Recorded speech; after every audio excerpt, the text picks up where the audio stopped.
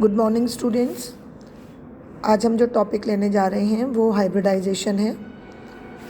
Hybridisation एक बहुत important topic है और एग्ज़ाम में काफ़ी क्वेश्चंस इससे एक्सपेक्टेड रहते हैं। देखो, वैलेंस बॉन्ड थ्योरी जो है उसके हिसाब से कोई भी एटम कितने संयोजक बंध या कोवेलेंट बॉन्ड बना सकता है, ये इसके ऊपर डिपेंड करता है कि अनपेयर्ड इलेक्ट्रॉन वाले कितने ऑर्बिटल्स उसके पास अवेलेबल हैं। यानी ऐसे कितने ऑर्बिटल्स हैं जिनमें अनपेयर्ड इलेक्ट्रॉन पाए जाते हैं। अब यदि अपन बेरिलियम का इलेक्ट्रॉनिक कॉन्फ़िगरेशन देखें तो वो होता है 1s2 2s2। बोरोन का होता है 1s2 2s2 2p1 2px1। Boron के बाद कार्बन का 2px1 2py1 होता है।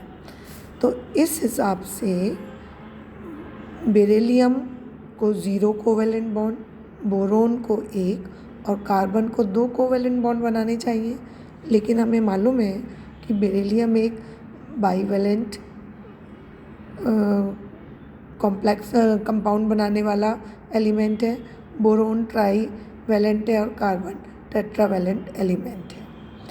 इनको एक्सप्लेन करने के लिए वैलेंस बॉन्ड थ्योरी के हिसाब से क्या होता है कि 2s ऑर्बिटल में से उसमें देखो एक पेयर्ड इलेक्ट्रॉन मौजूद है। ये देखो यहाँ पर इसमें 2s में पेयर्ड इलेक्ट्रॉन मौजूद है। ये ग्राउंड स्टेट में है, ये एक्साइटेड स्टेट में कहाँ चला जाता है, हायर एनर्जी लेवल में चला जाता है। अब इसके हायर एनर्जी लेवल में जाने से क्या होगा कि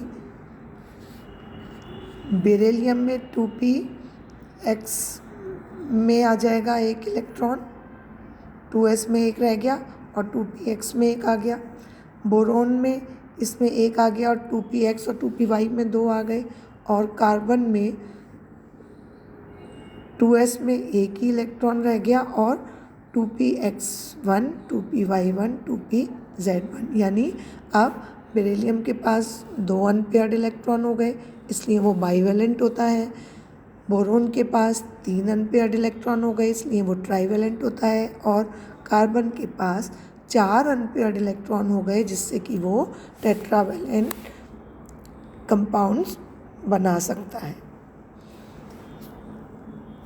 अब वैलेंस बॉन्ड थ्योरी के अकॉर्डिंग क्या होता है कि इस तरह से जो कोवेलेंट बॉन्ड बनते हैं उस हिसाब से कार्बन या जो कार्बन एटम है वो मीथेन के अंदर अपन एग्जाम्पल लेकर देखें तो 4 हाइड्रोजन एटम के साथ में, मतलब 4 हाइड्रोजन एटम के जो 1s ऑर्बिटल हैं उनके साथ में ओवरलैप करेगा और ओवरलैप करके 4 कोवेलेंट बॉन्ड इस प्रकार से बना सकता है।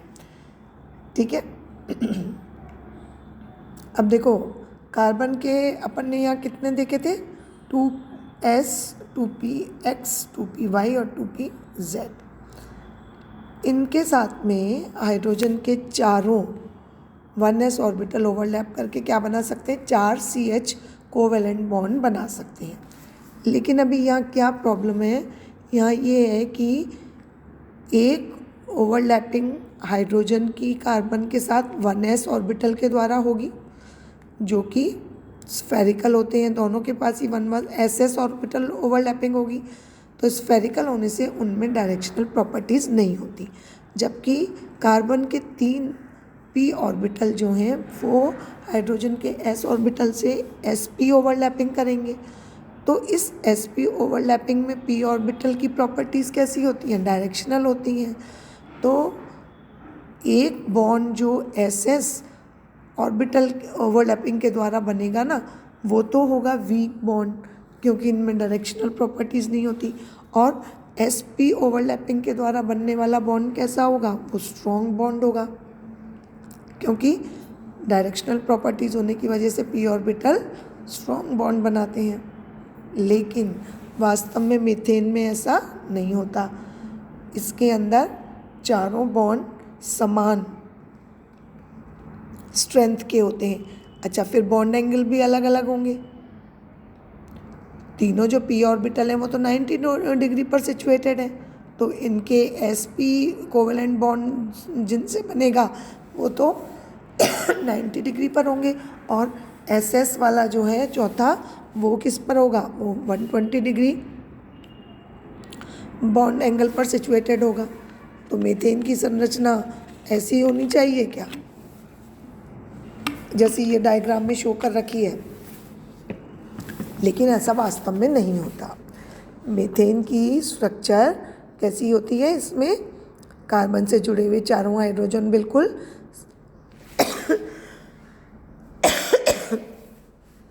समान होते हैं,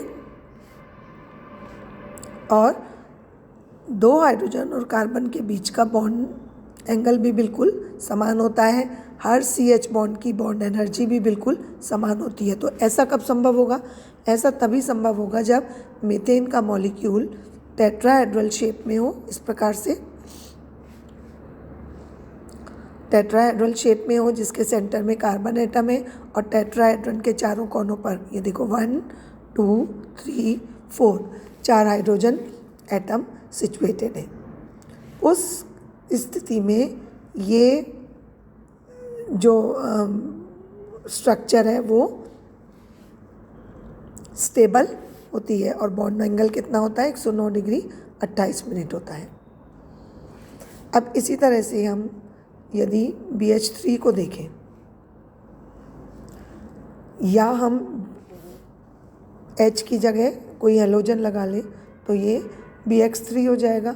इसमें बोरोन के तीनों बॉन्ड एकदम समान होते हैं और प्लेन होते हैं। इनके बीच में बॉन्ड एंगल कितना होगा, इनके बीच में बॉन्ड एंगल 120 डिग्री का पाया जाता है। BX2 का भी अपन एग्जाम्पल देख सकते हैं। इसमें इलेक्ट्रॉनिक विन्यास को सिर्फ कंसीडर करें तो 2s और एक 2px ऑर्बिटल की ओवरलैपिंग से 90 डिग्री पर दो बॉन्ड बनने चाहिए, लेकिन वास्तव में ये कैसा होता है, एक लीनियर मॉलिक्यूल होता है। यदि अपन BH2 देखें तो ये कैसा होता है, लीनियर मॉलिक्यूल। तो अब ऐसा क्यों होता है, किसी में अलग है, किसी में कुछ है। तो इस सब को एक्सप्लेन करने के लिए पॉलिंग ने हाइब्रिडाइजेशन का कॉन्सेप्ट दिया। ठीक है, इस हाइब्रिडाइजेशन के कॉन्सेप्ट के हिसाब से क्या होता है, यदि किसी एटम के आउटर मोस्ट ऑर्बिटल के यानी वैलेंसी ऑर्बिटल के यदि समान लगभग समान ऊर्जा और भिन्न भिन्न ज्योमेट्री वाले कक्षक में परस्पर मिलते हैं तो एकदम समान संख्या में, समान आकृति में और समान ऊर्जा वाले नए ऑर्बिटल्स बनते हैं। तो ये प्रोसेस हाइब्रिडाइजेशन कहलाता है, और बने हुए नए ऑर्बिटल्स क्या कहलाते हैं, हाइब्रिड ऑर्बिटल्स कहलाते हैं। हाइब्रिड ऑर्बिटल्स शेप में, एनर्जी में, डायरेक्शनल प्रॉपर्टीज़ में एक दूसरे के बिल्कुल समान है, जबकि हम देख रहे थे कि वहाँ तो कोई ओवरलैपिंग एसेस जैसे होती है, वहाँ तो डायरेक्शनल प्रॉपर्टीज़ है ही नहीं, बाकी तीन बॉन्ड में होती हैं, लेकिन ऐसा नहीं होता। उस मॉलिक्यूल के सभी बॉन्ड में डायरेक्शनल प्रॉपर्टीज़ कैसी होती हैं, बिल्कुल समान होती हैं। तो हाइब्रिडाइजेशन जो है एक एंडोथर्मिक प्रोसेस है, यानी कि ये इसमें ऊर्जा का अवशोषण होता है, लेकिन फिर भी ये एक्टिविटी होती है। ऐसा क्यों होता है, ऐसा इसलिए होता है क्योंकि हाइब्रिडाइजेशन के बाद बने हुए जो हाइब्रिड ऑर्बिटल्स होते हैं डायरेक्शनल प्रॉपर्टी होने के कारण इफ़ेक्टिव ओवरलैपिंग करते हैं, जिससे जो एनर्जी लिबरेट होती है उसका मान इतना अधिक होता है कि अभिक्रिया के लिए आवश्यक ऊर्जा के बावजूद भी वो हाइब्रिडाइजेशन के लिए रिक्वायर्ड एनर्जी को प्रोवाइड करा देती है, जिससे पूरा सिस्टम कैसा हो जाता है, बहुत स्ट्रॉन्ग हो जाता है। अब अपन इसको समझने के लिए मीथेन मॉलिक्यूल के बनने का एग्जाम्पल लेते हैं कि CH4 क्यों बनता है, CH2 क्यों नहीं बनता, जबकि उसके पास, हालांकि हम देख चुके हैं कि वहाँ से 2s में से एक्साइटेड होकर एक इलेक्ट्रॉन 2p में चला जाता है, लेकिन इसको हम प्रूव भी कर सकते हैं एनर्जी के बेसिस पर कि हीट ऑफ फॉर्मेशन जो होती हैं उनके एनर्जी साइकिल दिखा रखे हैं, जिनमें मीथेन जब बनती है तो उसमें ऊर्जा परिवर्तन इस चक्र के हिसाब से होता है। ये आपको डायग्राम में दिखाई दे रहा है। इस हिसाब से इसमें यहाँ से शुरू होकर कार्बन और हाइड्रोजन से लेकर के ये CH4 मॉलिक्यूल बनने तक इस प्रकार का ऊर्जा परिवर्तन इसमें होता है। अब हम आते हैं कि यदि CH2 मॉलिक्यूल बनेगा तो ऊर्जा परिवर्तन किस हिसाब से होगा, वो देखो ये जो साइकिल है इसके हिसाब से ऊर्जा परिवर्तन होता है।